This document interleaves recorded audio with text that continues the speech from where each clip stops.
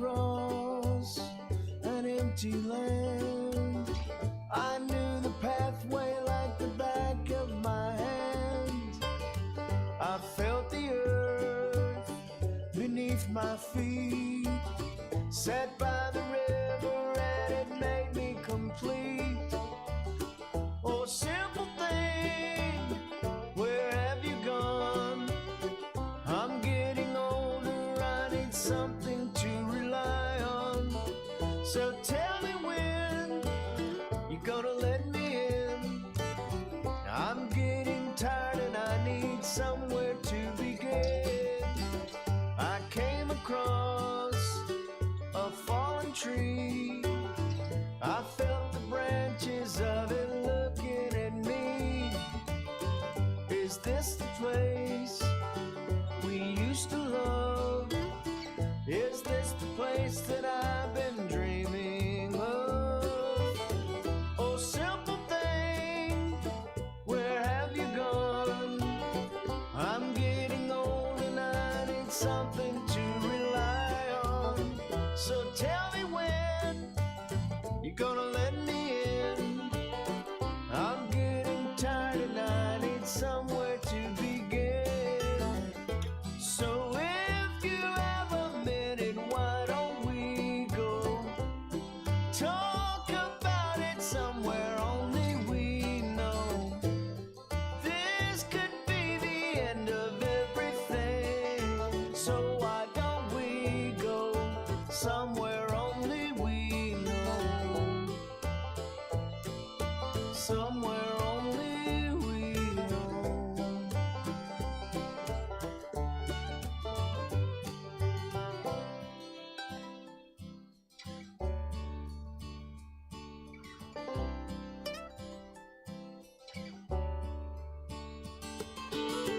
Oh, simple thing, where have you gone?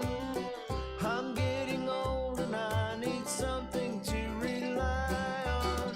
So tell me when you're gonna let me in. I'm getting tired and I need somewhere to begin. So if you have a minute, why don't we go talk about it somewhere only we know? This could be the end of everything. So why don't we go? So why don't we go?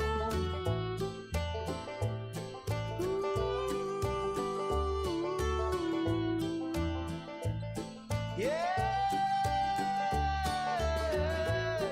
this could be the end of everything. So why don't we go somewhere only we know?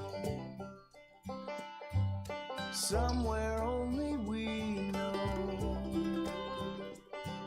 Somewhere only we know.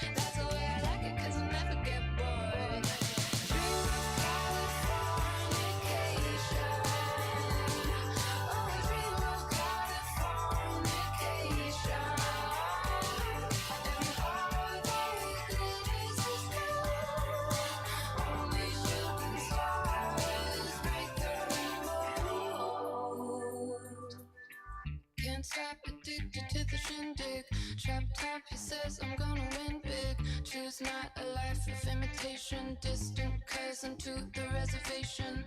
Defunct the pistol that you pay for. This punk feeling that you're safe for. In time, I want to be your best friend. East side lovers living on the west end. Dream of Californication. Dream of Californication. And all that glitters is gold. Only shooting stars break the mold. Yeah. All that glitters is gold. Only shooting stars break the mold.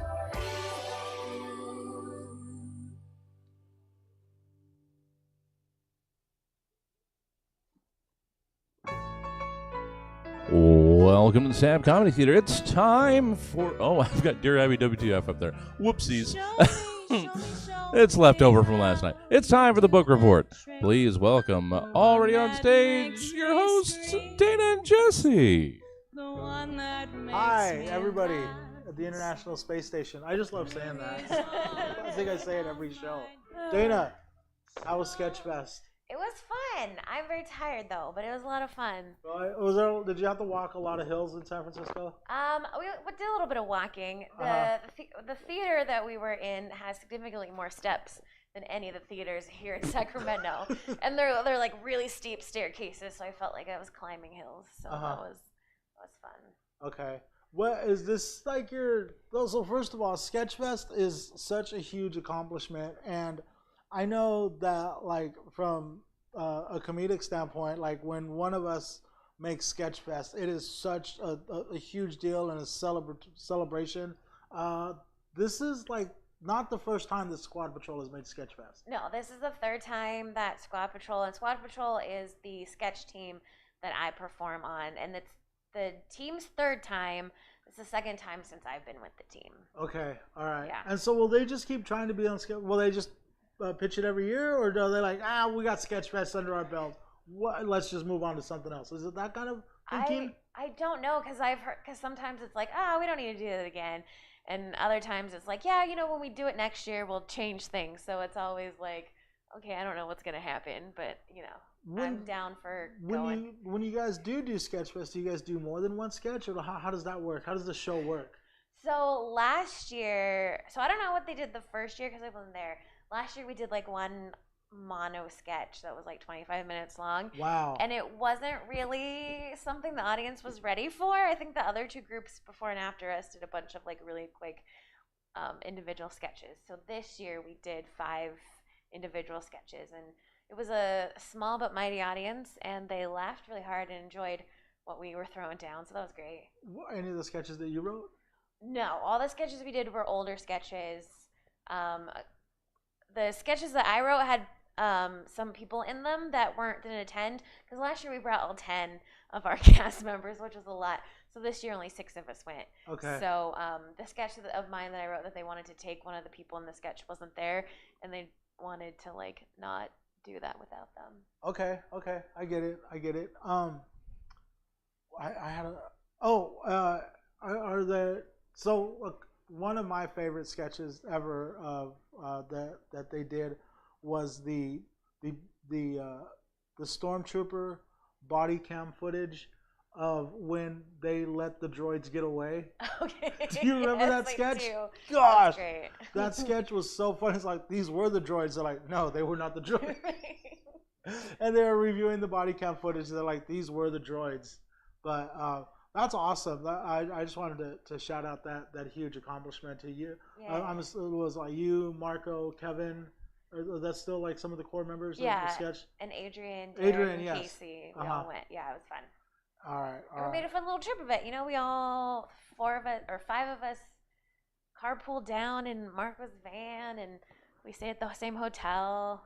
We saw. Why am I not surprised Marco has a van? And how tricked out is it on the inside? It's old, like a lot of things that Marco is passionate about. It's older. It's vintage. Right. But it's great for carrying props, because that's the thing about sketch that you don't get in improv or stand-up, is that a lot of times there's lots of props and costumes, and so you have to come with tubs of stuff. So. Who brought the best munchies for the road trip? Oh, we didn't bring any. We ate food when we got there. Okay. We went to this restaurant called Buena Vista that touts being the first place in California to sell Irish coffees. So we got, started. So did you start off with an Irish Yeah, coffee? we Well, you did. are Irish. I mean, Right. you gotta show the culture. Right. And we saw had some celebrity sightings. Ooh. Nobody at the venue that we were at, but we had to go to a different Well, hotel. probably because they couldn't get in because it was so packed. Oh, That's why. I mean, yeah. Everyone's like, "Oh my God, that's Squad Patrol." Yeah. Um, Oh my God, it's Squad Patrol. Right. We went to pick up our passes for the show, so that we had like our little artist badges, which we'll keep forever. We saw Joe Lo Truglio from Brooklyn Nine-Nine, and then we saw Thomas Lennon from Reno 911. Oh wow. Yeah, it was really and for me, like the sighting that I had that was the most entertaining for me was the day yesterday we were checking out of our hotel and one of the contestants from the Bachelor franchise. I saw that like on your Instagram story, or what is that? What I saw that? in? Yes. Yes. And I was like, that's Braden. He always wears these dangly earrings. So I was like, okay, gotta check for the dangly earrings. To So I was like, verify that that's right? them. Yeah. and I kind of like peeped over, like I'm just sitting there like pretending like I'm not doing anything, and I like taking pictures on my phone. I'm like, this is gonna be really exciting. I'm gonna tell all my friends. That's awesome. That's awesome. What's new with you? What are you reading these days? I'm not reading anything. I'm not gonna. I am still slowly making my way through the annotated version of Mansfield Park because it's like 800 pages, and I am not. Are you okay? So you're reading an annotated version of a book. Are you? How tempted are you to adding your own notes to their notes? I don't. Like there isn't anything in this particular book, but I have had books before where I was like, I just want to like write down my thoughts in the margins. Because I remember I read this one book. I think it's called Peony in Love. It's and I can't remember who I've read a bunch of the author's books, now I can't remember. But she's like writing all these notes in like this book that she's reading, and I'm like, I want to do that. Ever since then, I've been like, I should just take one of my books, but then I'm like, I don't want to write in my books because I don't want to like mess them up. You know what I always wanted to do that I saw in a movie? Have you ever seen? It's an '80s movie. It's called Say Anything. Yes. Do you remember how she would? It's such a small thing in the movie, but do you remember there was a part of the movie where she said that she would underline every word she ever looked up in the dictionary? Oh, interesting. I definitely look up books. I mean, look up words that I don't know, but I won't underline them. But Yeah. sometimes if there's quotes I like, I might stick like one of those little sticky tabs on the side so I can go back to it. Okay, I started doing that once with a dictionary that I kept on my desk at work, and like it was a huge office, like 180 people worked there, and like over the years, like people knew that I had a dictionary on my desk, and they would come like randomly walk over and like look up a word, and I'd be like mark it, like I would make sure that they marked it out. Nice. When I got fired, I lost that book. Oh no. Yeah, and I never started over. And it was like just a paperback, the blue paperback edition you would get at the student bookstore. Like it was that version of it.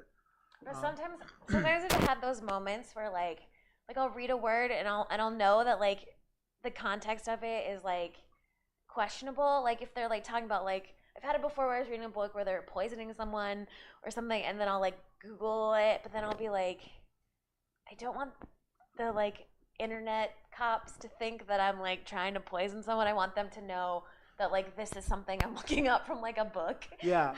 Well, that's funny because like, you know, being a comic, like we send each other texts all the time, like how'd it go? Oh, I murdered. Oh, I killed. Like I cannot tell you how many times like I've received or sent a text saying, oh, I killed. Oh, I murdered. I was gonna ask you something. I was gonna piggyback on something you were just saying, and now I don't remember what it was.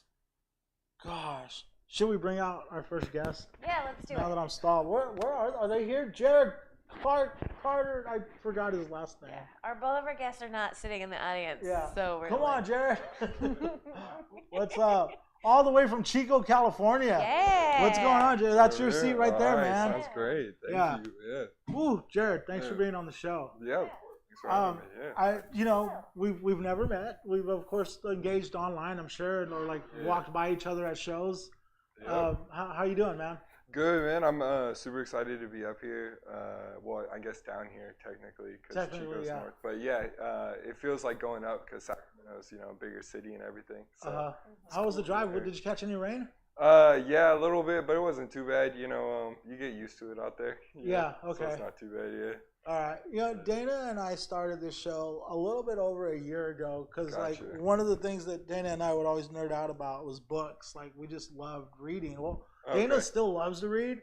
Yeah. Like, I just like read Instagram stories these days. Oh, okay, got you. Yeah. Yeah. What? Are you an avid reader, or like, do you hang out at a Yeah. bookstore? What?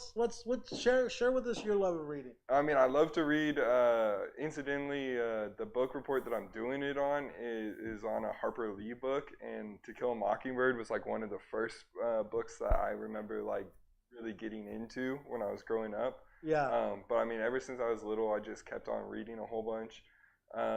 I've changed like a lot of the stuff I read now. I felt like I used to read more novels, and now I've kind of gotten into nonfiction and stuff like that. Yeah. But a good novel every once in a while is still great. And then I also just read Dune because I saw the movie. Oh wow. So yeah, I went and got the book. And like, if you've just seen the movie and you haven't read the book, go and get the book. It's like Lord of the Rings in space as far as like the world I've heard people building. say that. Yeah, the world building is insane. Like I've never really thought I thought Tolkien was like the master of world building, and I forget the author behind Dune. But like I know this is totally random since we're just talking about books. But, Yeah, no, that's what we want. Yeah. Yeah, world building. I love obviously any Tolkien book, The Hobbit, everything like that was all amazing.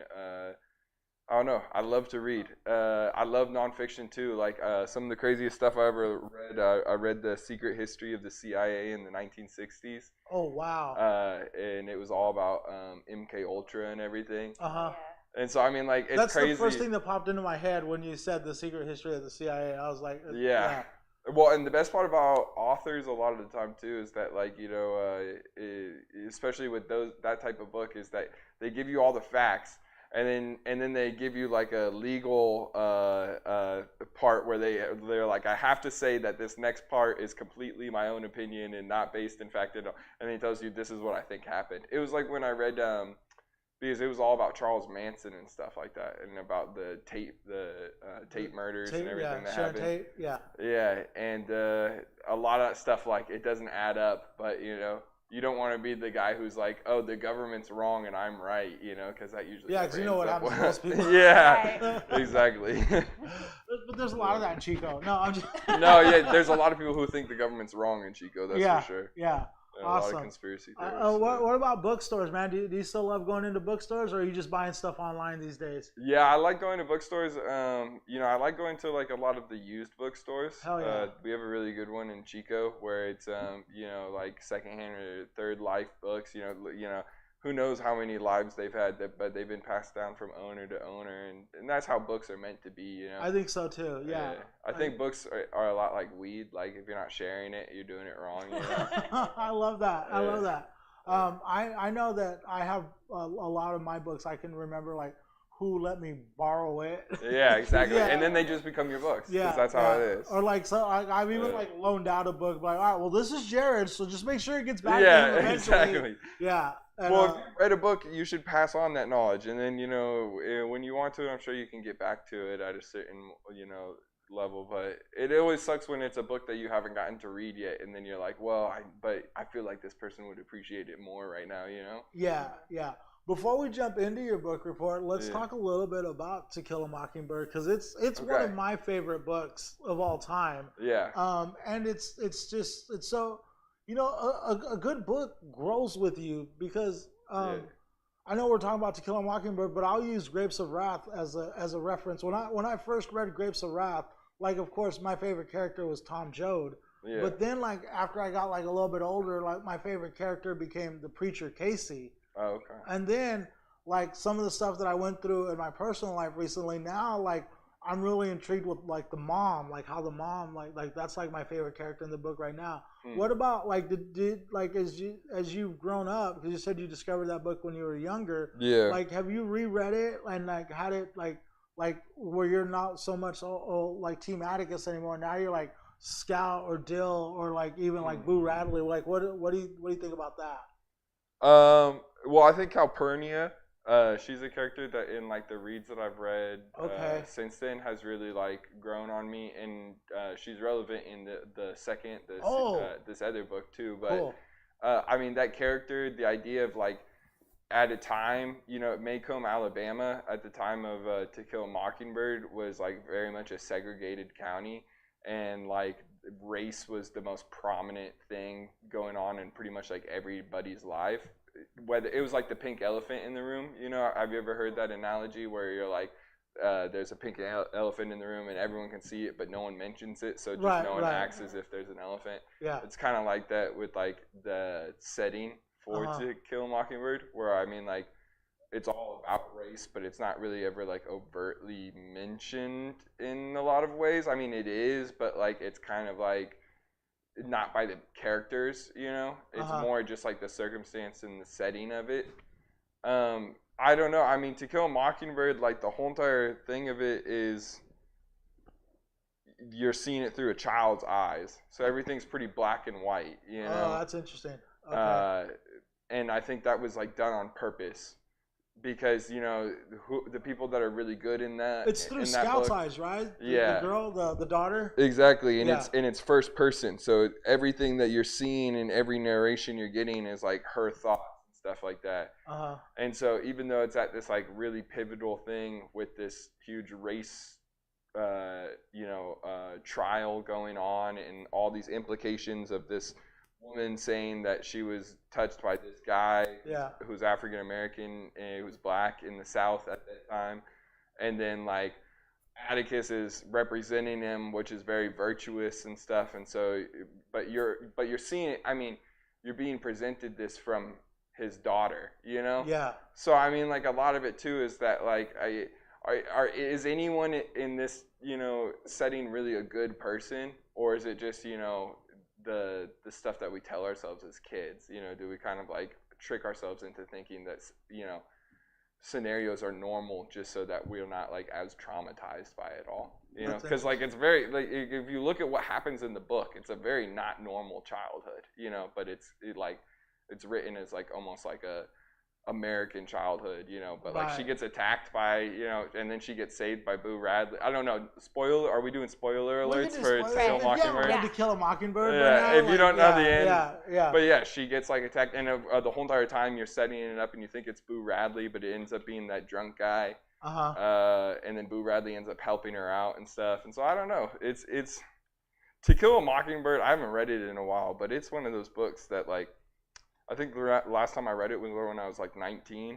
Okay. And it sticks with you. Yeah, no, it does. Yeah. It does. Before we, so just two things before we jump into the book report. Guys, I sent you a link of how the show works. You're gonna do an improv scene with Dana at the end of the show. Don't be scared. Dana's a pro, and she will not set you up to fail. No. No pressure, Dana. And right before you jump into the book report, I just want to preface it with like, it was so. Your book is what's it? Go Set a Watchman. Go Set a Watchman. Yeah. And it's crazy because it's a sequel to Kill a Mockingbird that came out like 40, like how many years after the? Yeah, for like 45, I think, years, maybe even 50. I'm not 100% sure, but something like that. How surprised were you when the sequel came out like so many years later? Like I don't think anybody was even expecting it. Maybe like book nerds that like get book weekly magazines or updates, but like. I don't think that the average person knew that was even coming. So I got really excited when I heard that there was a sequel to Kill a Mockingbird, which I think anyone would get excited. You would be like, oh yeah, this is one of the most influential books. It would be like it would be the equivalent to like, you know, if there was a sequel to The Catcher in the Rye or something like, or to Moby Dick, you know, I think when you think of American literature outside of like Mark Twain and certain authors, you think of like Harper Lee and stuff. And I mean, even In Cold Blood by Truman Capote is basically a Harper Lee book. But Truman Capote just got the credit for it. Hot take. Yeah. I don't even think that's that hot anymore. I think that's just pretty much fact at that point. I've never heard that before. You haven't? Oh, really? Oh, you gotta watch the movie. Oh, yeah. Harper Lee pretty much wrote that book. I'm gonna watch the movie. But yeah, I mean, it's super influential, and it's I forget where I was going with that, but I think I was surprised to hear that there was a sequel, but then I learned more about it. So like, I was gonna get into this later, but I'll get into it now since we're talking about it. To Kill a Mockingbird, Go Set a Watchman is a rough draft for To Kill a Mockingbird, and a lot of people actually think that Harper Lee kind of got taken advantage of by her person who was publisher who was putting the book out. That she was older now, and she kind of just got signed off on this heavily edited first version of it, which is Go Set a Watchman. So, I mean, it's kind of like a prequel, but it was written before. So it was written in like 45 or something, Oh, wow. Go Set a Watchman was. And then it got edited and turned into To Kill a Mockingbird. Okay, so yeah. with that, I would like for you to just jump into the book report. But Yeah. so Go Set a Watchman is a prequel, not a sequel? It's a sequel in the way that it happens after the events of the first book, but it was written before the final edited. So there's passages of Go Set a Watchman which actually almost are like verbatim for passages found in To Kill a Mockingbird, because it's literally Harper Lee's writing that she did this first version. So I'll give you the summary of Go Set a Watchman. Let's get into the book report. Go ahead, get into I'll the give book you a report. summary of it. I'm excited. So obviously the main character of Go Set a Watchman is the same main character for To Kill a Mockingbird. It's Jean Louise. It's Scout Finch. So Scout's grown up now. She goes by Jean Louise. She lives in New York City. She's a professional. She's a young professional. She's grew up in the deep South, Maycomb, Alabama, but now she's kind of been influenced and grown out of that, kind of upbringing to where now she has an expanded, view of the world and everything like that.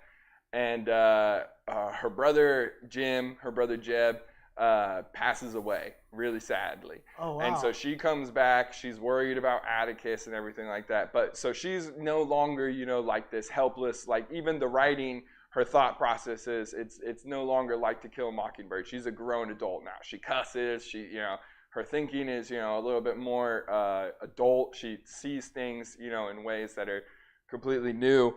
And so she gets down there, and she gets picked up by Hank, one of the kids from Maycomb, Alabama, that she knows that he's now a practicing partner with Atticus, a lawyer, and he has a big thing for her. He wants to marry her and everything like that. Is he the boy that she kind of liked in the first book? Kind of liked in the first book, Because there's a part in the first that I freaking love where she's like, I did everything to show that I liked him. I was mean to him. I punched him. Yeah, that's Hank. That's him? That's Hank. That's so sick. All right, cool. And so Hank is working for her dad now, and she kind of is like, she's the big city girl that came back, and like she's really hot, supposedly, but doesn't know that she's hot, like typical, written like that. Yeah, and so typical hot girl. Well, I don't know about that, but that sounds like something that definitely happened in the 1940s. Yeah.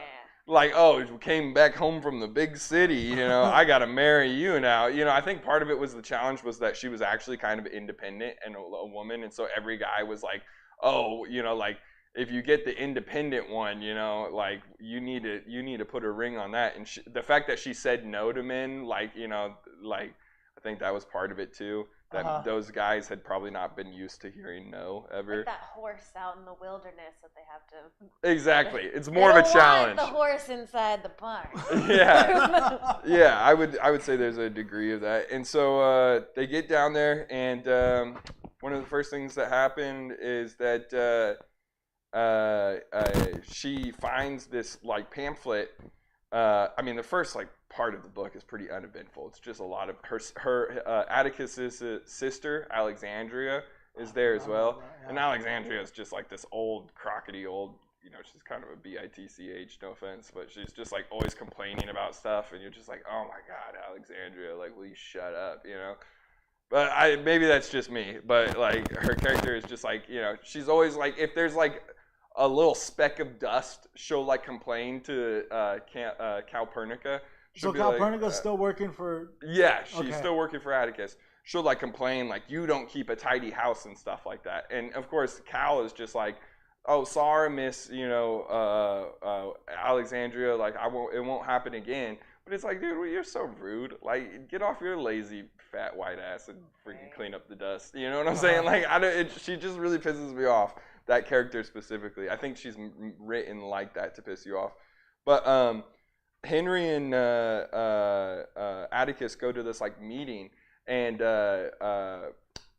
Scout finds this pamphlet on the table, and it's called The Black Plague. And it's this super racist pamphlet about why like black people, there needs to be segregation and all this stuff. And so like Scout finds it, and she goes to Alexandria, and she's like, whose the hell is this? Like, did you bring this in here? And Alexandria kind of smugly is like, no, your daddy did. Like, yeah. And so Scout is like, what? Like, my dad's not racist. He had To Kill a Mockingbird. Like, he literally had that whole entire trial. Like, he can't. And so she drives or rides her bike or something like that down to the courthouse, and she shows up there, and there's this thing they're having called the Citizens Council. And it's like all the most influential white people in Macomb County. And her dad and Henry are down there in the meeting, and her dad introduces the main talker, and he's like, this guy's a really good guy. And then he gets up on stage, and it's like this guy who was some type of like Southern dude who was super racist, and he just spouts off all this stuff about how like we need it, it needs to be separate, that if the racist mix, it's all bad and everything like that. And so Scout's like shocked, and it's in the same courthouse where literally her dad had fought the whole So does she entire talk trial. about that, like walking into the courthouse? Yeah, Does she talk about like the last time I was here? I'll just blah, walk blah, and be blah? like, bitch. Because remember the whole entire part where The top. her and Jeb would sneak in the top to Yeah. watch her dad? That's where she sees her dad. She sneaks up to the top, same style. And so she sees her dad basically being like blatantly racist and believing in segregation and stuff like that. And so she doesn't even say anything to her dad at first. She goes to her uncle Jack, who Jack is just like this guy who reads all the time. And like lo and behold, he ends up being like, he was crazy in the first book, but surprise, surprise, the uncle who didn't have any kids and just read all the time and mourns his dead wife is a cool guy. Like, surprise, surprise. But he ends up being like a kind of a voice of reason in this book, which is weird because some of the stuff he says I don't really agree with. Actually, most of this book I don't really agree with. It's kind of a hot take. So he kind of calms her down. Not really. There's another moment where he calms her down more, but he's basically just like, hey, people are, like multi-layered, so what if your dad's a racist, And she's like, I don't agree with that. Like, she's like, that's a pretty big deal to me. And he's like, you got to break some eggs to make an omelet. That's basically like what he says to her. What was Atticus's defense to his actions? Like, Well, he's just racist. he just is. He just genuinely thinks, and I think part of what Harper Lee was kind of hinting at is that like there's a large. So here, I'll finish the summary and then I'll get into my thoughts about it. I don't want to get lost in the middle of it. Yeah. So Scout goes, confronts confronts Hank about it first. Goes to her dad's law office, sees Hank. And then in the middle of all this, Cal's grandson hits a drunk white dude in a car, and Atticus defends the black grandson, but not out of like any altruistic thing. He defends the grandson so the NAACP won't get involved in Macomb County. And so that's like the whole entire part of it. And so Scout goes to see Cal, and Cal gives her the cold shoulder and like pretends like she doesn't exist, even though Cal basically like raised Scout because Scout's mom died real young. And so she goes to the law office, confronts Hank, and is like, how could you be at the Citizens Council? And Hank basically is telling her, well, if I want to be like a lawyer in Macomb County and I want to like affect stuff, I have to do this. I have to be with these people because that's the only way you can get anything done. And then she goes and she confronts Atticus, and Atticus basically says the same thing, but then he also just blatantly says, but like also I agree with them, like that like white people and black people shouldn't live together and stuff. That's like what Atticus says. And so she goes like, I thought you were, the super good guy and all this stuff. And so she kind of goes, and tries to figure stuff out. And then she's like getting really upset. And then this is the part that is really crazy, is that like, there's this big like moment where everything's supposed to be like this big peak, crescendo, where everything's supposed to be climaxing, and then it gets resolved. And the way that it gets resolved is that her Uncle Jack just comes and finds her, and the first thing he does is he just smacks her across the face. And then he's like, listen, your dad's a person, and like maybe you're the asshole for judging him for being racist. And then she's like, maybe I am. Oh my God. You know, and so then she goes, in the final part of the book is that she goes and picks up her dad from the law office, and he's all geriatric and old and stuff, and like should be at a Golden Corral at 4 p.m. for the, you know, for the buffet. And she's like, all right, Dad, come get in the car. And he's like, you know what? Even though you're wrong about, you know, being upset about me being racist, I like that you stuck to your guns. And then she's like, oh, I love you. And then that's just like the end of the book. Oh my gosh. I'm so glad I never read that. Like that sounds. Is there? Okay, so now that we know that Atticus was a racist, Yeah. if you reread To Kill a Mockingbird, is there subtle hints that he thinks that way? Do they? I think that a lot more of To Kill a Mockingbird is that, like, literally, if you read between the lines of what he's saying, well, I have to do this, you know, because it's my job. And so it's like, to me, it's like him saying that he's like, now do I really like, but if it's more important for him to be a good lawyer than it is for him to like, than his dislike there's of black these subtle people. hints where he's like, I'm just doing my job. Yeah, he's like I have to do it. I guess like historical context would be, do you know the Boston Massacre? No.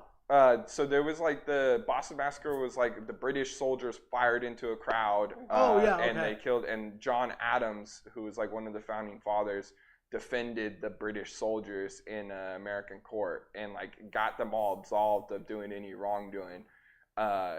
And he was one of the founding fathers. So like a lot of people in Boston were like, how could you defend the British?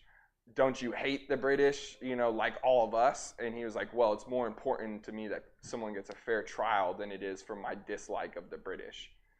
And so I feel like that's kind of like the same thing with Atticus, is that it's like, he's like, it's more important that this person gets a fair trial than it is for like me to have some political agenda. But like ultimately, if it was just like the policies he supports and stuff, he doesn't think that like black people are equal to him. But because he's a lawyer, he has like some type of judicial responsibility to uphold the law of the Well, land. I guess at least he's doing that part right. Oh, that's. Wow. But That's sad. I mean, that just like hurts of being like, oh, I'm gonna. oh yeah, Atticus being racist is Like I'm gonna be Somebody not like said myself. something online about the controversial book, and I didn't realize that this is what they were talking about. that's why I was like, I would it was love Sarah to talk Dutcher, about but it. she wanted to talk about. She said something about this book, and she's like, "Oh my gosh, It's crazy, yeah. wow." Let's just pretend that like after the book ends, Scout goes back to New York, is super liberal, and never goes home to Alabama again. Yeah. Because they're trying to gaslight her and they're trying to be horrible. Yeah, she goes back and gets into like some same-sex polyamorous relationship with like 3 different black chicks. That's what I think. And they all vote for suffrage, and they all turn into like, you know, getting the Wow. woman's Right. vote. That's what happens. That- If I ended the book, that's what would happen. That was so awesome, Dana. You think you got that was a great book report, man. Oh, thank you, man. That was Yeah. great. Well, now And I parts of it, like, I definitely just flew through the summary. So there's definitely like huge parts of it that I missed out on with like Cal and Scout, because they had this whole entire dialogue where Scout's like kind of being like, sorry about my dad, because I think she kind of went over there to kind of like be with someone, because everyone in the town is like, yeah, Atticus is a racist, but he's still a good guy. And she's like, no, you can't. Those are No. mutually exclusive, you know? And so she goes over to Cal, and I think she's expecting to kind of get like that audience because Cal is black, but then Cal's like the direct recipient of it. And she also understands too that her grandson is like probably going to go to jail because there's like a handshake deal that it's like, yeah, we'll represent him in law, but like also like his fate's already kind of sealed. Yeah. This is kind of just like a Like, it was like a show. Like, yeah. So I don't know. It goes way deeper into like what was going on in the South at the time, and like ultimately, any time from like 1700 to like 1900, 1950, probably like 1980. If you read anything of literature from the South, it's probably going to make you feel like nasty and ugly inside. because that was just the culture was just kind of nasty and ugly and antebellum and like about like terrible like it was a slave culture. Yeah. You know?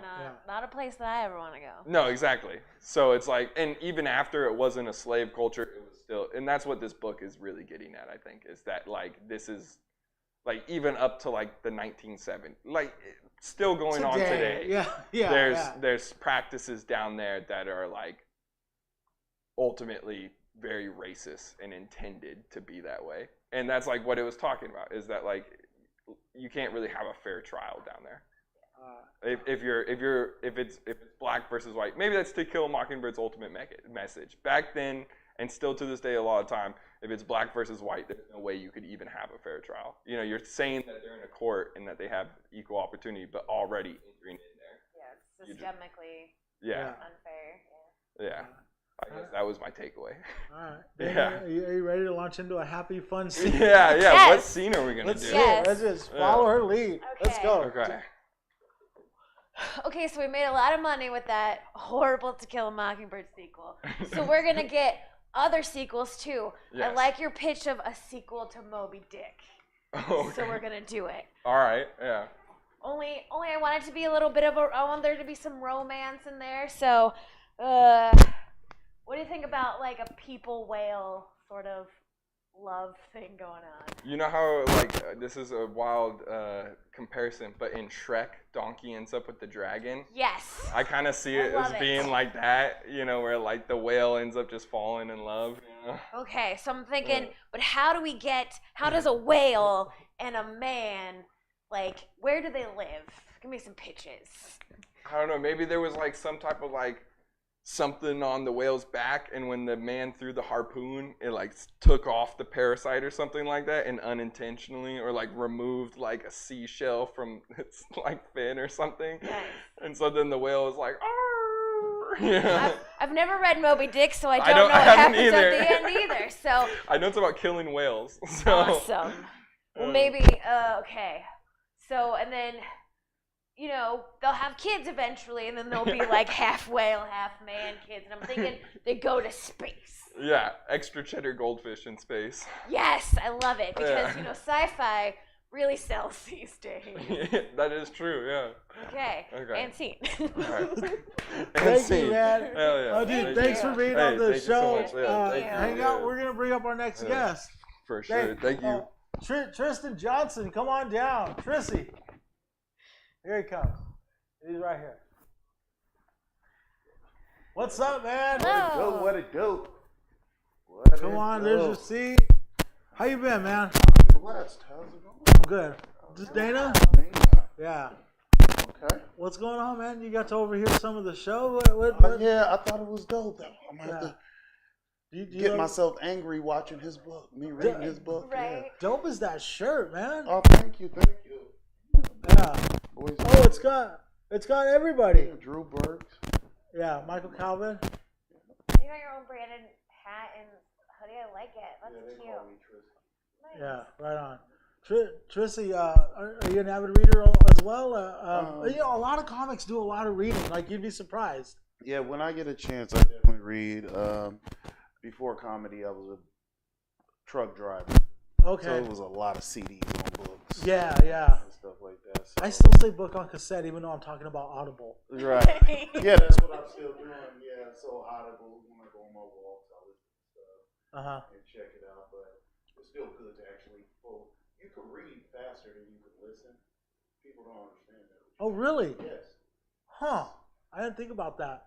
What do you before we jump into your book? What are you reading these days? Are you doing like motivational, self help? What are you, Yeah, I comedy books? What are you reading these days? All the Tim Ferriss and the 4-hour work week, the 4-hour body. Right, the David Goggins. Sometimes I do the classics, like the one I'm recording on now, the Who Moved My Cheese. Oh, Oh, is that nice. what today's book is?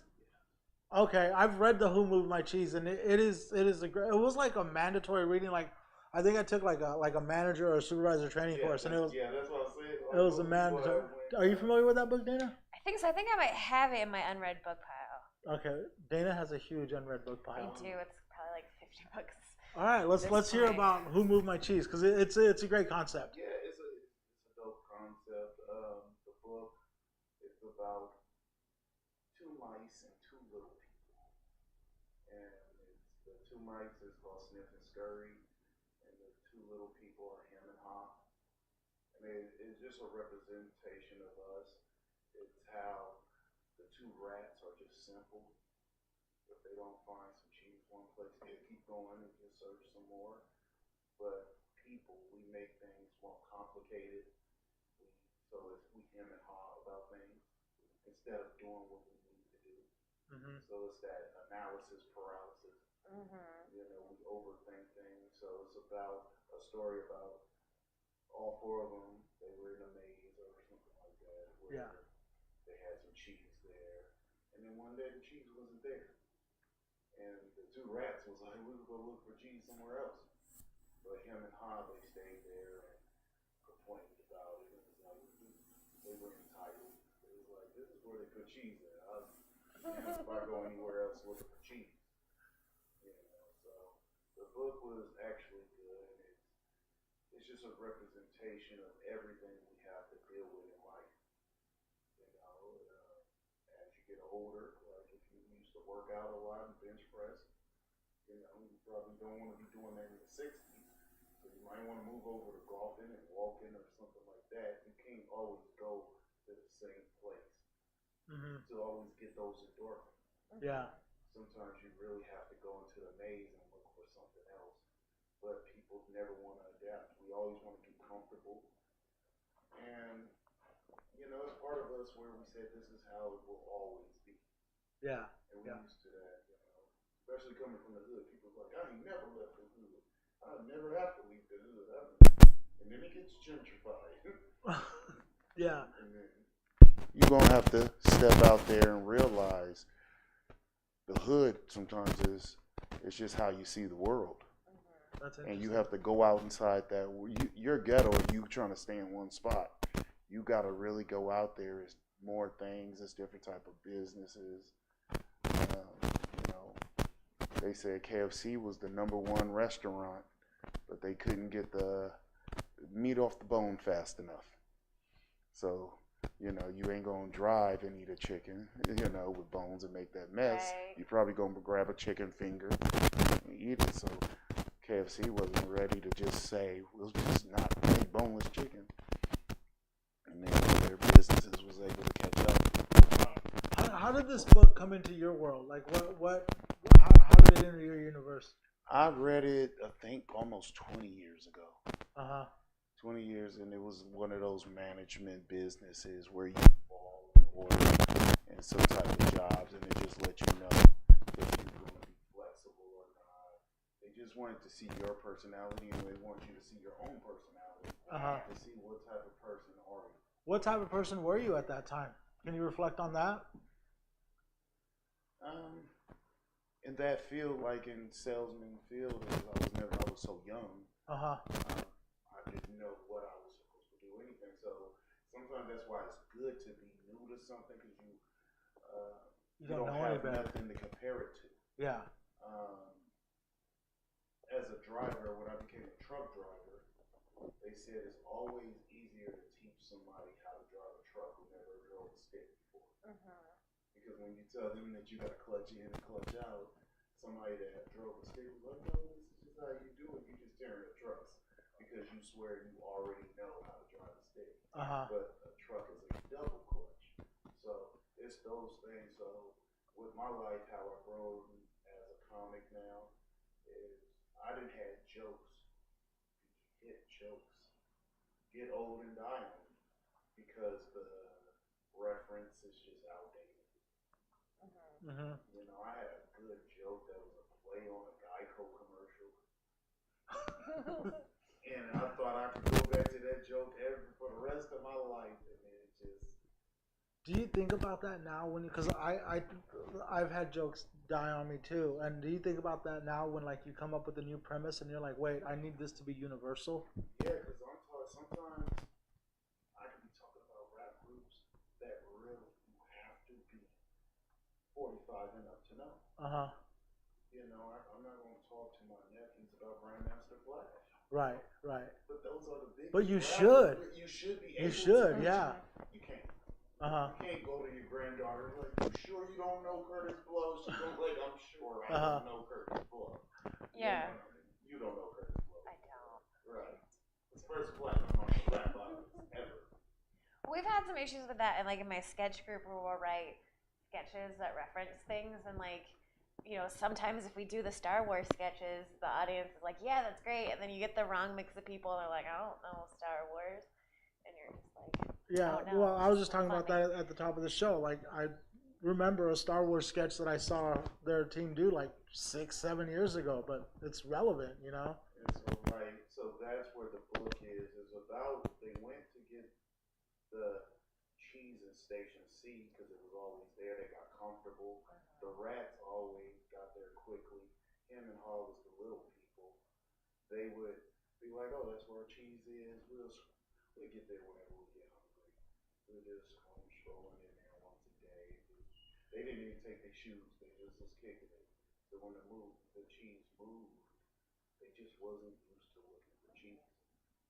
How did it end? I don't remember. I don't remember that the rats like they just kept looking like. But how does there a resolve to it, or is there? Him and Haas spent a long time, and they edited within 20 years. So the first time I read it, it's a different story now Oh, really? because they made it really dark. Oh, Yeah. So 20 years ago, okay, let me tell you how it ended now. It ended. They ended up. The rats scurried on and did what rats do. Found some more cheese. Went on with their life. Him and Hall stayed there, and him and Hall about how it ain't no cheese. And then him was like, man, we gotta look for some cheese. And Hall was like, I'm not leaving here. I want some cheese. And my cheese comes here. I'd be damned if I go look for some cheese. And they stayed there for a long time, crying about how there is no cheese. And then eventually him had to talk hard and said, let's go look for cheese. And he was like, no, why would you go look for something that we get here? So they spent a long time.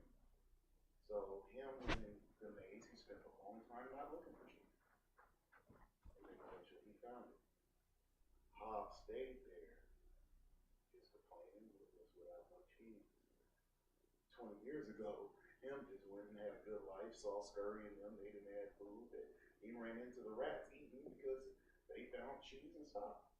And they edit the book now where him goes back and get Hob and say, I found some cheese here.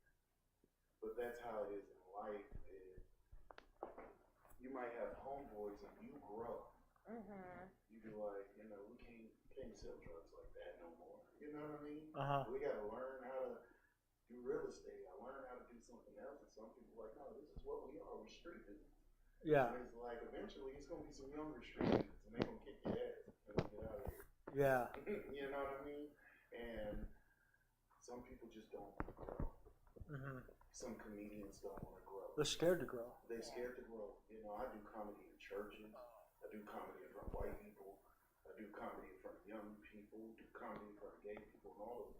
Some comics is like, no, I just tell baby mama jokes. And Yeah. I don't never want to change that because I've made whole rooms of people laugh talking about that. But as the world changed, because now I'm talking about 15 years after that, the world has changed. Yeah, Making fun of a gay person 15 years ago was way more fun than making fun of them now. Because it was like, oh yeah, it's the guy that likes the guy. yeah, And now, some people are just gay. We're like, oh, that was wrong. We shouldn't do that Or anymore. it's not even, it would be funny if we thought it was wrong. It's like some people, like, the kids today are not shocked that there's gay people. Yeah. You know, it's just, yeah.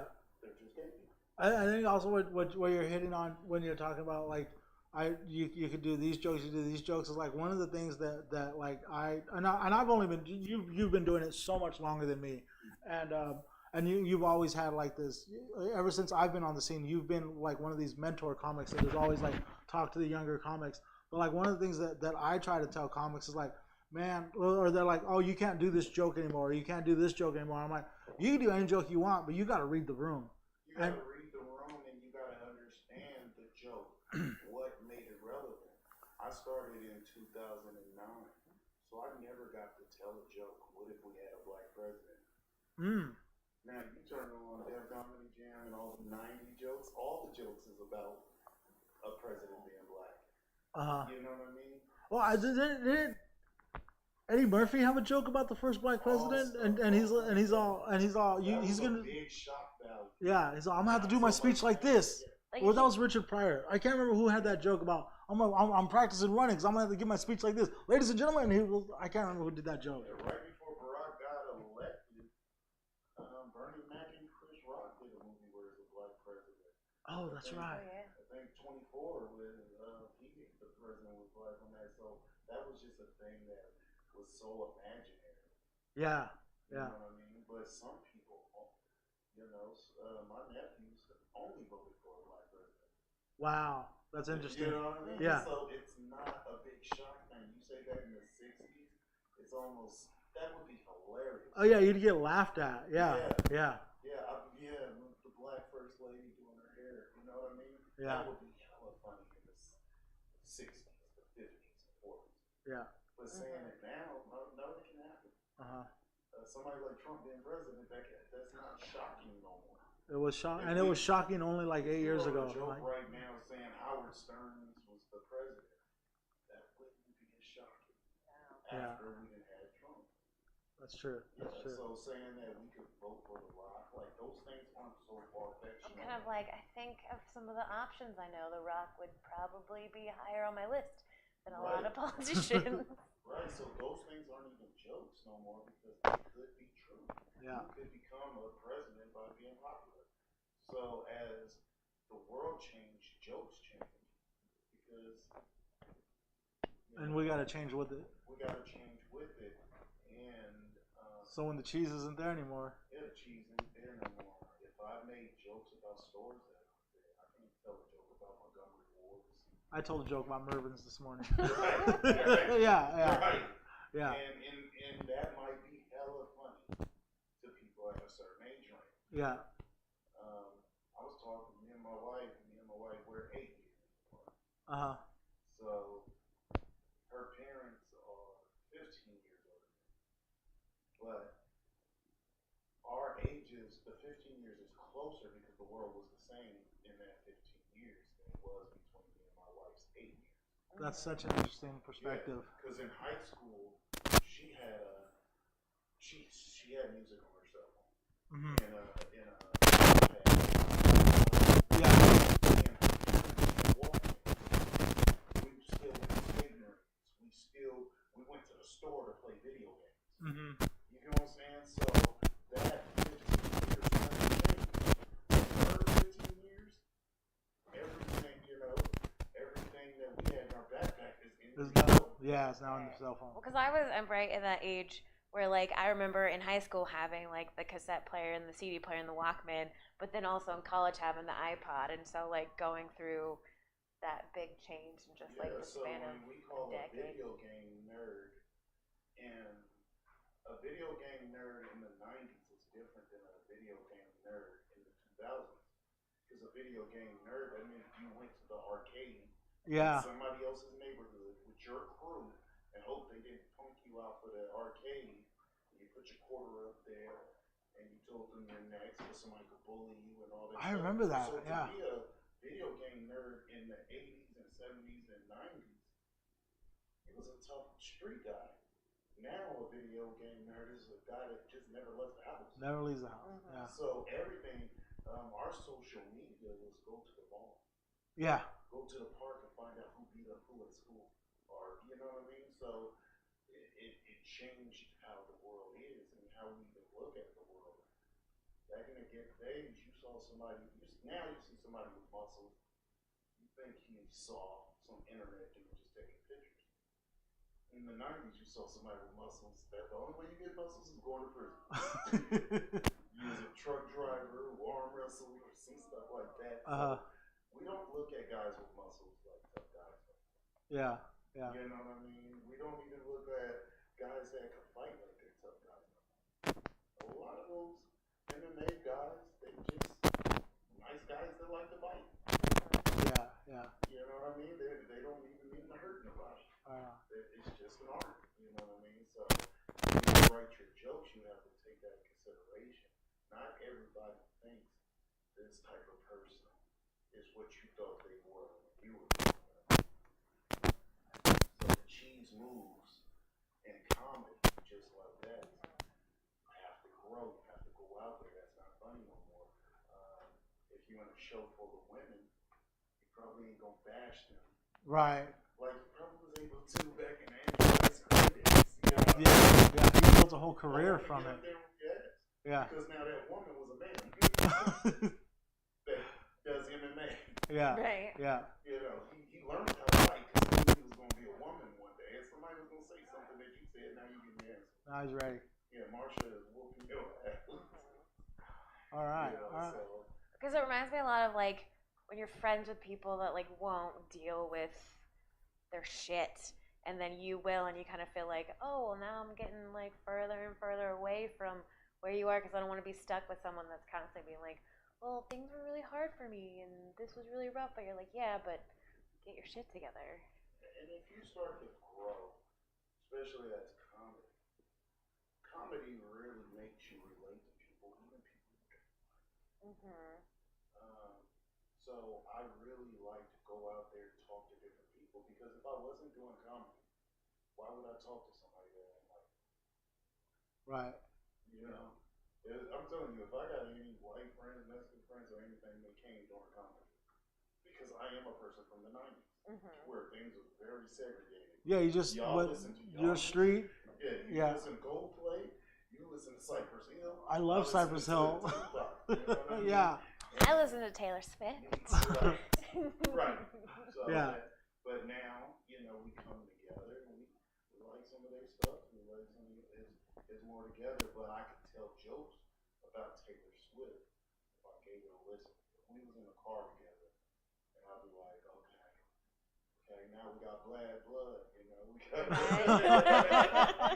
Look at that. And I feel like I tell jokes about football now because Taylor Swift is in football. So that's going. Everything we do is going out in the day. So you might have a white friend, a Jewish friend, a gay friend, a vegan friend, and imagine how vegans talk to guys that eat meat, and they be like, "I'm still eating it." You know, you can eat that forever. Eventually, you're going to get to an age where you can't have milk. You're going to get to an age where meat ain't doing the best for you. And you might have learned that and lost a lot of weight and got healthy.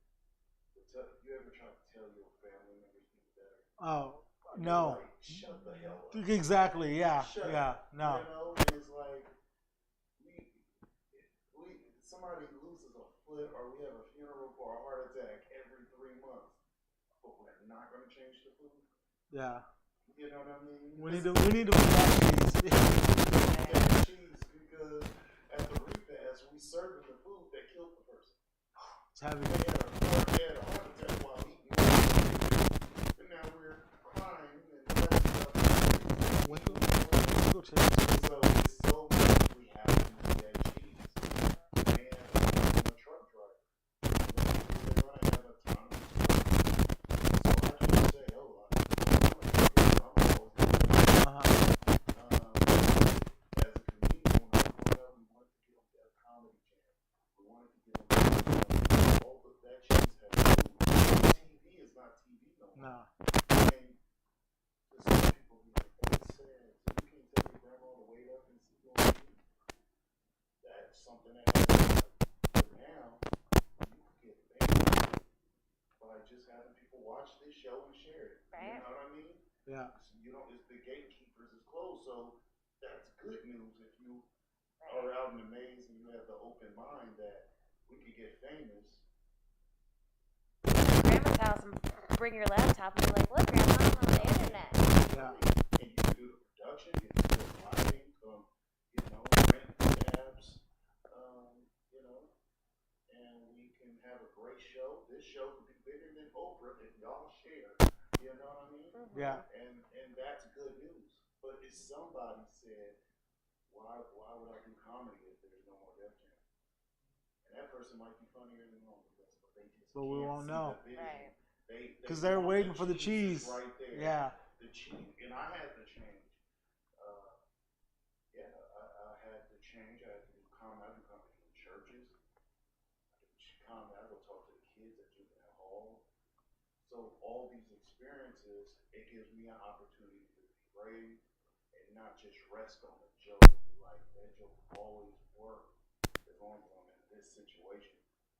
I see you losing weight, and some of your jokes is gonna change. They are changing. Yeah. I got a joke that happened for me going back in the maze because what happened was I was big, then I got small, then I got big, I got small, I got big, I got small. So I got a joke about being 4 times fat.